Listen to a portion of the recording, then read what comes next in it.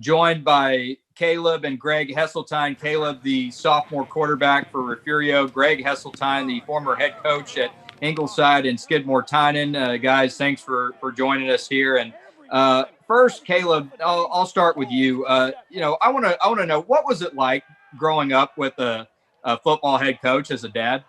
Just being around just sports my whole life. From when I was a little bitty, I can remember being around my dad and all the coaches and the staff, and it just becomes a lifestyle. Graig, were you harder on him as a head coach, as a high school head coach? Unfortunately, probably so.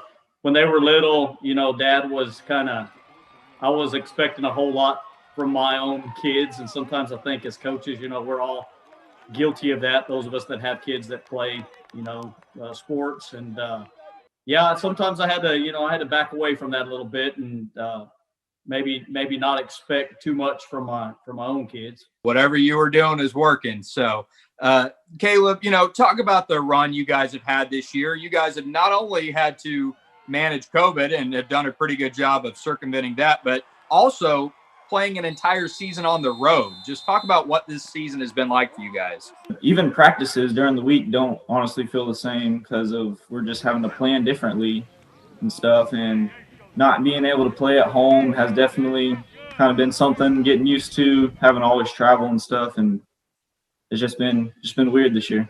Graig, I'm sure you know this, but being the starting quarterback at Refugio as a sophomore is a pretty big accomplishment. How proud of you are you of him? I'm extremely proud. I've watched him just grow and develop as an athlete, and watched the work that he's put in to give himself a chance to be in this position.